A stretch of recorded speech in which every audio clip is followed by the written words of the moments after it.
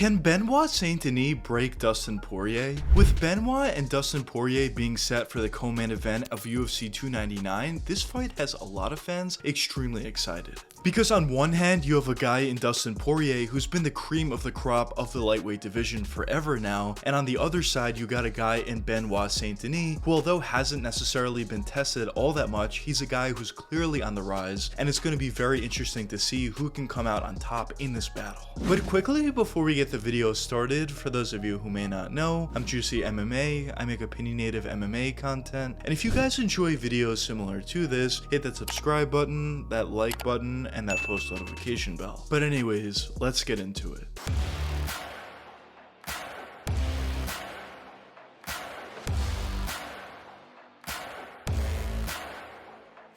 Dustin Poirier has been the cream of the crop of the lightweight division for some time now. He's had some extremely impressive wins over guys like Max Holloway, Justin Gaethje, Conor McGregor twice, Michael Chandler, and others as well. And even in those matchups where Dustin ended up losing, he was always in the fight, and he showed that his skill and capabilities were definitely at the top of the lightweight division. But a question that some of you may be wondering at this point is why? Why was Dustin Poirier, and why is Dustin Poirier still currently at the top of the lightweight division? Well, I think this comes down to a couple different factors, but the first and main factor that I want to touch upon is his overall stand-up game. Because when you watch Dustin Poirier out there, it's pretty clear that this guy has a very boxing-centric style. He does a really nice job at throwing out jabs, uppercuts, hooks, crosses, can switch stances at will, and overall in terms of his boxing ability, I would say the couple things that jump out to be the most has to be his overall footwork as well as the volume that he's able to put on his opponents. Now besides his overall punching ability, Poirier also does a really nice job at throwing kicks to the calf, as we specifically saw in his matchup against Conor McGregor the second time, and going forward from there, Poirier has done a really great job at adding that within his game, and at this point, it's a real weapon for him.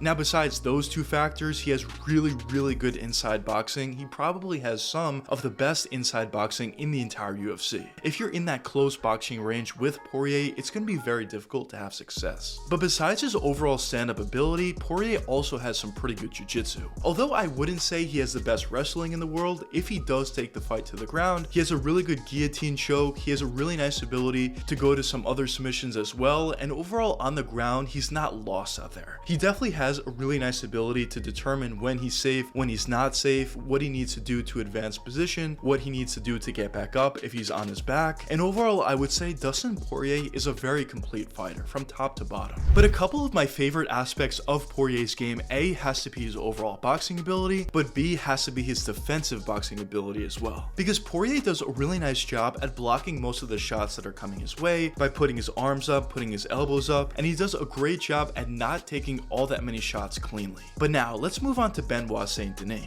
So Benoit, unlike Dustin Poirier, is relatively new to the UFC. He's definitely had some very impressive victories, but at the same time he hasn't necessarily gone up against the cream of the crop of the lightweight division. But his most recent victory over Matt Frevola was a huge one for him. Matt Frevola is definitely a pretty solid fighter at the lightweight division, and the fact that Benoit was able to head kick this guy and put him away out cold was obviously extremely impressive. And based upon the way he's been able to fight, a lot of the guys he's went up against is the main reason for why he got this Dustin Poirier fight. But now let's take a closer look at Benoit's game to really describe why he's been able to be so successful so far. So when you watch Benoit out there, it's pretty clear that both on the feet and on the ground, he's extremely dangerous. But in terms of on the feet, Benoit does a phenomenal job at throwing out kicks. He's a very dynamic kicker. He can throw kicks to the legs, he can throw kicks to the body, as well as kicks to the head. And the great thing about Benoit's kicks is he throws them with a ton of power, but also very fast and very sneakily. He's able to just throw kicks and they quickly fly out on his opponents. But besides his great kicking game, Benoit also does a really nice job at utilizing his reach and that jab at times. Besides his jab, he does a great job at throwing his left straight. Of course, he has the ability to throw some other shots as well, like uppercuts, hooks, and crosses, but I would say for the most part on the feet, Benoit does his best work at range, utilizing that jab, utilizing that left straight, and most importantly, utilizing those kicks. But the great part about Benoit is he's not just a one-trick pony, he's also phenomenal on the ground, probably even better than he is on the feet. Because Benoit has phenomenal wrestling. He does a really nice job at utilizing that wrestling to take his opponents down to the ground. And once the fight does get taken to the ground, Benoit is also extremely elite. He does a phenomenal job at staying patient out there. He's extremely patient until he's able to advance to the next position in order to find a submission, or advance to the next position in order to get himself in a better position to finish the fight via ground and pound strikes. And when you watch Benoit on the ground out there, it's pretty clear that more often than not, he's able to finish his opponents via ground and pound strikes or via submission, as he does have phenomenal rear naked chokes. So overall, when you look at Benoit's game, it's pretty clear that this guy is very dangerous. And I recently mentioned this in a video when I was talking about Ilia Topuria, but a huge reason for why I thought Topuria was so successful was due to the fact that he was super dangerous, both on the feet and on the ground. And although Benoit is a little bit earlier on into his career than I thought Ilia Topuria was, I thought Topuria was a little bit more well polished than Benoit is currently at this point. Regardless of that fact, I do see somewhat of a similarity between these two guys in the sense that both on the feet and on the ground, both of these guys are extremely dangerous. And I do think that's a huge reason for why Benoit has been able to be so successful, and a huge reason for why he's been able to get so many finishes so far throughout his pretty young UFC career. But now, let's move into this fight with Dustin Poirier and Benoit Saint Denis, and let's get into my prediction.